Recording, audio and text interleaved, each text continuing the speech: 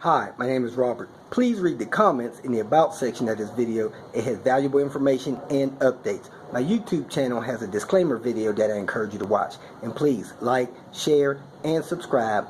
I hope you found what you're looking for. Thank you very much for watching.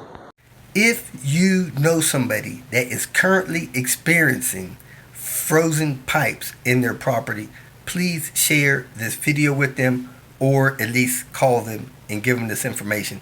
It may help save them a lot of frustration, a lot of costs. Nobody wants to deal with a flooded thaw disaster cleanup. So let's get started.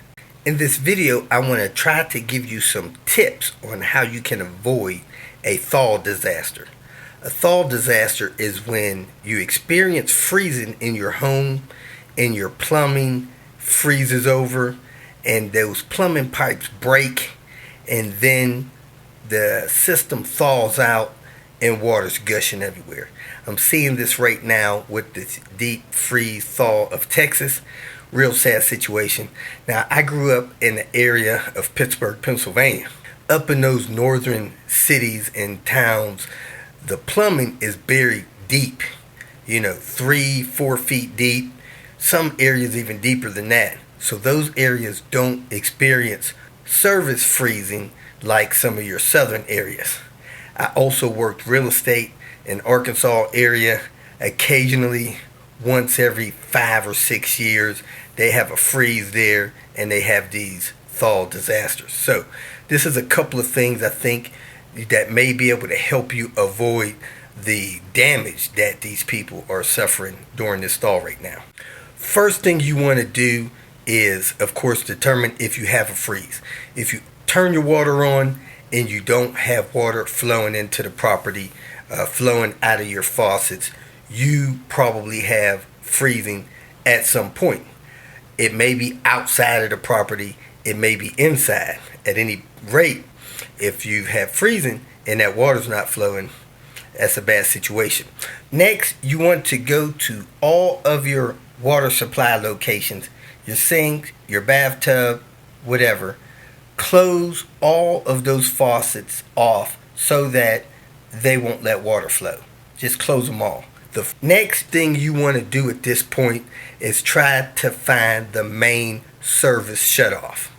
Sometimes you might have to go all the way to the meter out in the yard and cut the service off there. Some of you may have cutoffs coming into the house, in the garage, or somewhere like that. Find that shutoff. Try to turn the shutoff closed. If you feel resistance in that shutoff, maybe because it's frozen, you want to apply passive heat to it. Don't light up a torch and hit it with a torch. You'll probably damage the shutoff valve and may cause a break there. Get a passive heat source like a hair blow dryer or something like that. Put it a foot or so away from the shutoff valve. Turn that thing on if you have electricity. Hopefully you do. And let that thing warm that valve for 5 or 10 minutes. Be patient. I've managed apartment buildings, apartment complexes, had several rental properties. This stuff actually works.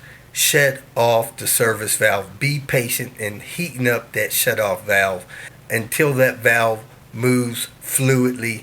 Close the valve off. Now that your shut-off valve is closed, your main water supply shut off, you have to wait it out.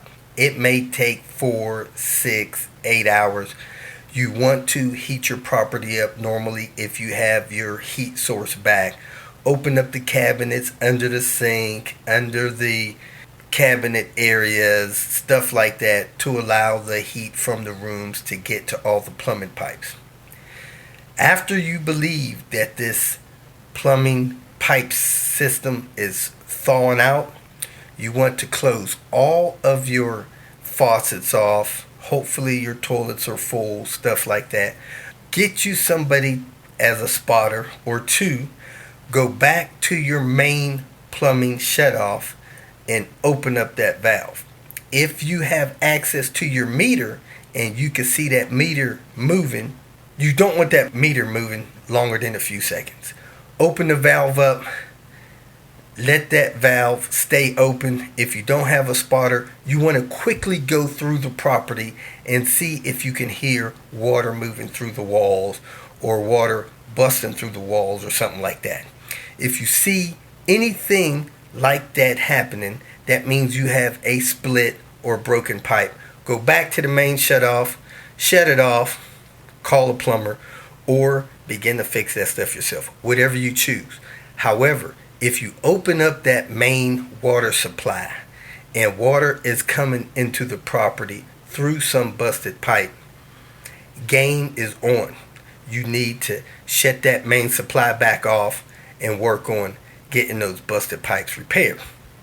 If you don't do this, as you see on some of the newscasts, water will flow through the property and just flood it out. You don't want that. You want to minimize that damage of that busted pipe. Have a plumber come in, fix the broken pipes that you can find. Usually it's not that many breaks. A place here, a spot there. Fortunately, there's not usually a lot of breaks. I've had apartment complexes with 30 units and had only 6 or 7 breaks in the pipes. So it's not that widespread. It's kind of minimal. So you get those breaks fixed. You might have to cut into the wall behind some sheetrock. If you're not experienced with that, have a plumber do it. Professionals doing it is better. Then they'll cut the water on, look for more breaks. If you turn your main water supply on and you go through the property and you don't hear any water flowing, or if you look at your meter and your meter is not moving, go ahead to a faucet, sink, or something like that, bathtub. Cut your water on. Make sure water's flowing out. If water is still not flowing out, you're still froze, cut that main off, wait 2 or 3 more hours. Keep doing that until you get water flowing through one of your faucets, bathtub, sink, or something like that. Once you have water flowing, please check every water faucet position.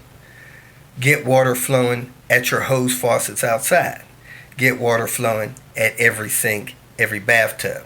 Once you can cut the water on hot and cold and cut it back off, and your water meter's not moving, you don't hear any damage coming through the walls, you don't have any water flowing, you're good to go.